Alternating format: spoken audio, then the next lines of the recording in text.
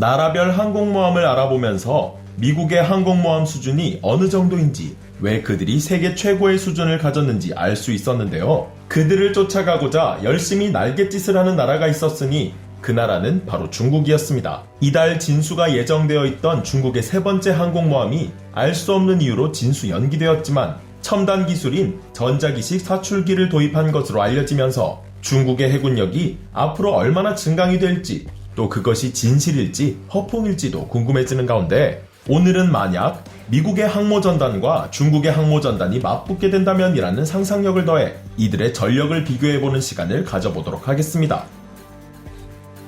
우선 대륙의 랴오닝함을 먼저 살펴보면 랴오닝함의 만재 배수량은 67,500톤이며 길이는 300m, 선폭은 73m나 되기에 크기로 봐서는 엄청난 대형 항모라 할 수 있습니다. 랴오닝함에서는 J-15 함재기 10여 대 이상, 대자멜기로는 Z-18이 운용되고 있는 것으로 알려졌는데요. 브라질의 해군과 해군 항공대 요원들을 대거 파견해 여러 노하우를 배워온 대륙은 훈련을 통해 항모 운용에 숙달해 나가며 차츰 모습을 갖춰나갔습니다.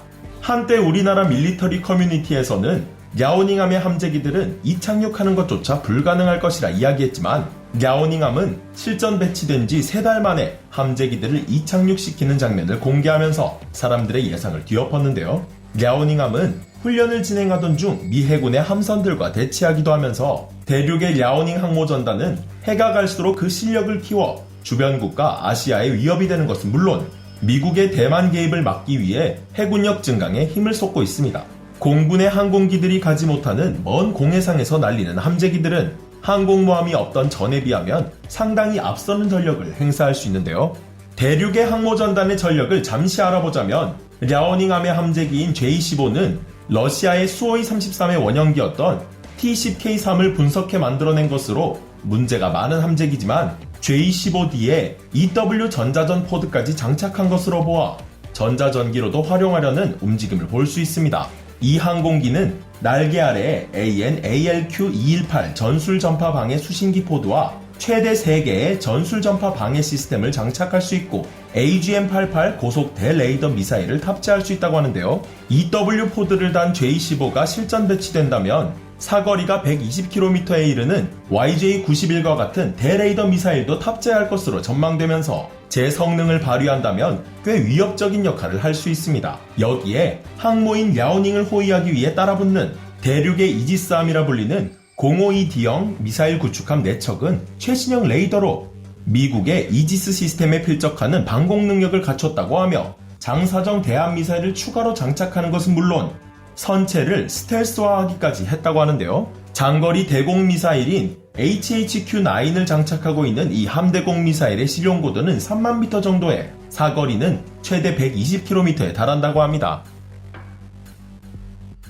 니미츠급 항공모함인 루스벨트 항모를 중심으로 한 미국의 루스벨트 항모전단은 대륙의 항모전단 따위와는 비교할 수조차 없는 차원이 다른 강력함을 보유하고 있습니다. 이건 단순히 강함과 약함의 차이가 아니라 아예 차원이 다른 2차원과 3차원의 차이라고 볼 수 있는데요. 간단히 함재기의 구성만 살펴봐도 대륙을 절망하게 만드는 압도적인 전력을 확인할 수 있습니다. 여기에는 90여 대에 가까운 엄청난 수량의 함재기들이 운용되는데, 최강의 5세대 스텔스 전투기로 널리 알려진 F-22조차 잡아버린 것으로 유명한 최강의 전자전기 EA-18G 그라울러를 최소 4대 이상 가지고 있다고 하는데요. EA-18G 그라울러가 뜨면 대륙의 J-15 함재기들 입장에서는 발사한 미사일들이 엉뚱한 곳으로 고꾸라지게 되면서 적이 정확히 어디에 있는지도 알 수 없는 사면초가에 빠지게 됩니다. 또 루스벨트 항모에는 최신의 함재기로서 최대 속도 마하 1.8, 그리고 다양한 무장이 가능한 강력한 함재기 FA-18E,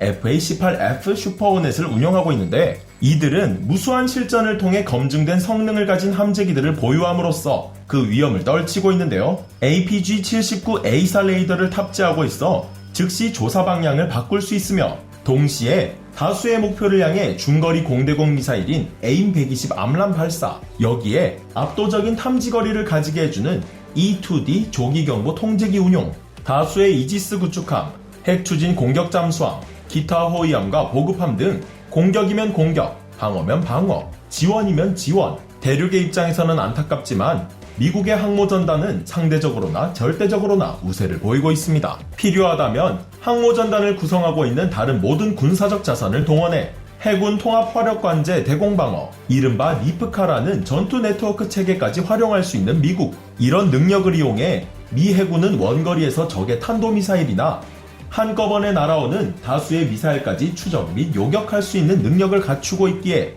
아무리 생각해봐도 랴오닝 항공모함 전단의 능력으로는 감히 비벼볼 생각조차 할 수 없는 수준인데요. 조금 치사하지만 한 가지 방법이 있다면 2020년 3월 27일 시어도어 루스벨트 항공모함의 승무원들이 집단 감염에 걸려 대혼란의 상황이 온 것처럼 그런 때에 공격한다면 이길 수 있지 않을까요? 여러분의 생각은 어떠신가요?